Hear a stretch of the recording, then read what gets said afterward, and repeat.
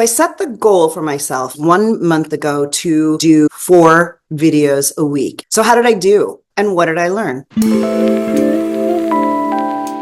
It is Friday, and I keep thinking I've hit the limit of my willingness to go ad hoc, to go bare bones, to do impromptu speaking. This is an all-time low.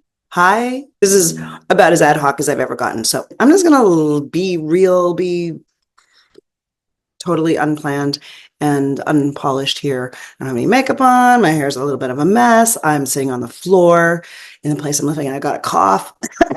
I thought I would use today's Friday behind the scenes of my nomadic life as a 59-year-old content creator to do an update on the past month, which has been my crazy content creating challenge. And so this probably isn't going to be all that relevant for you if you aren't a content creator yourself, but maybe some of the people who are following me are content creators too. So this is for you. This is for me. So I set the goal for myself on July 1st, which was 1 month ago, to do 4 videos a week. Mondays, speaking and communication videos that I was thinking would be around 15 minutes. Tuesdays, random tips and talks on anything that didn't fit into one of the other days, because I always have all these ideas that don't seem to fit anywhere. Wednesdays, interview, either live or recorded, with the interesting people that I know or people that I want to know more. And Fridays, behind the scenes of my nomadic life, or it turns out a little bit more about my content creation process, since that was what the last month of my life was mostly about. Over the course of July, not including shorts, I posted 13 videos. That means that I missed 3 days, and 2 of those days were the Wednesday interviews. So I'm calling that a big success, even though I wasn't perfect, because I don't aim for perfection. One of the things I've learned about life is when I aim for perfection, I always fail. So I'm always looking for ways I can lessen the burden and I can make room for imperfection. So I'm super happy with 13 videos. And I noticed that the videos that were easier for me to get done were the speaking and communication skills videos, which shouldn't be a surprise since that's what I've been teaching and coaching on for the past 20 years. I'm also not surprised that my Wednesday interviews were harder to get done because I'm dependent on someone else. I have to find the person and set the time and do the interview, and there's a lot more editing involved. So I'm not surprised that the Wednesdays were the ones that I fell down the most on.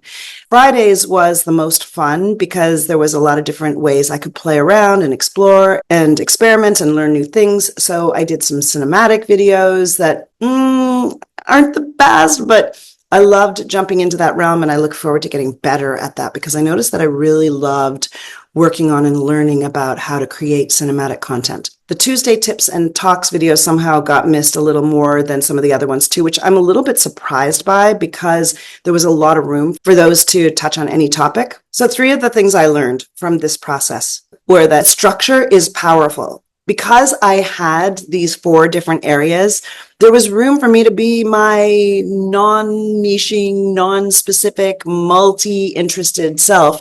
And in some ways, it made it a little bit easier for me to take all of those ideas that come to me constantly and figure out if they fit into one of the slots, which generally they did since I had this catch-all of Tuesday tips and talks.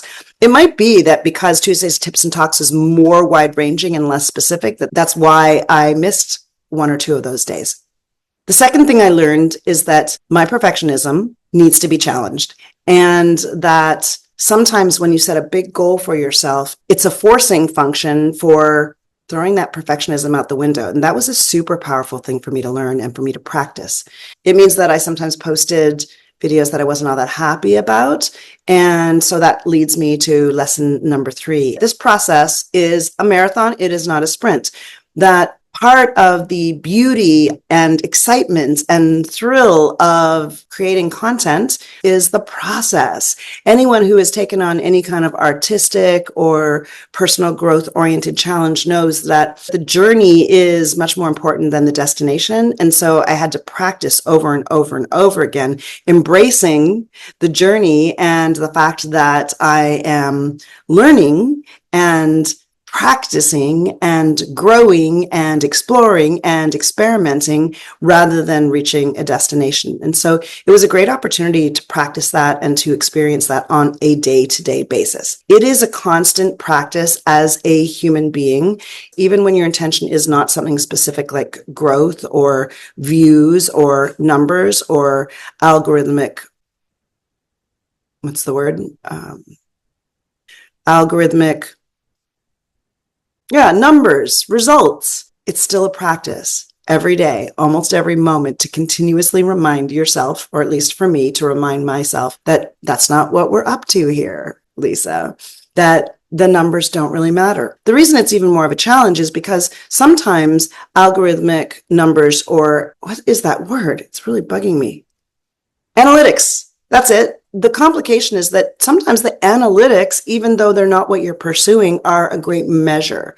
And so I am both consistently telling myself that the analytics don't matter and also checking out the analytics. So to that end, let me say that even though my growth was super slow, I did get more subs in the last month than in the previous 3 months put together. But it is interesting to notice, and it also sort of doesn't matter. So if you're here because you're also a content creator, maybe you find that interesting, maybe it's relevant, maybe you want to give me an atta girl, keep going. So a big question that I'm asking myself now is, what's next?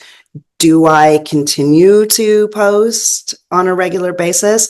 Do I continue on this particular channel? Or do I make a new goal altogether? So thinking that out loud with you, come along for this thought process, this thought journey, this thought experiment.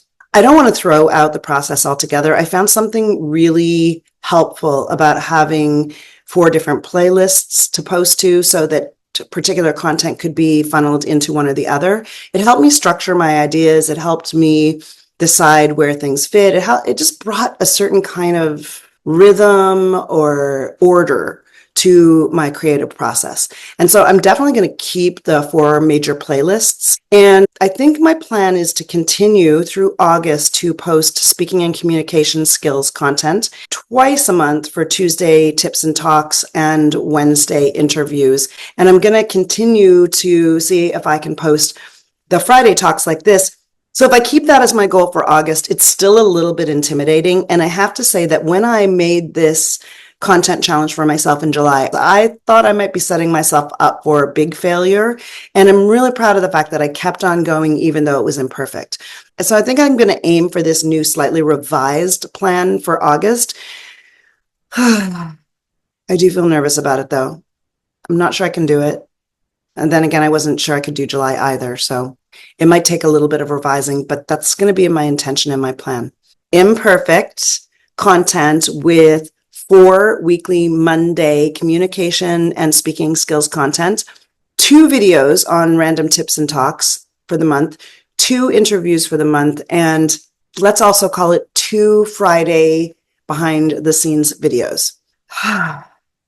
Wish me luck. If you're willing to subscribe, make a comment, tell me I can do it. Let me know if there's any of my videos that you've seen that have been useful or interesting to you. Let's do a little tour of the videos I published this month. Follow along if you like. Honestly, this is mostly for my own review. A couple of the videos that I liked best were the very first one, July 1st, Calling All Generalists, where I set this plan in action.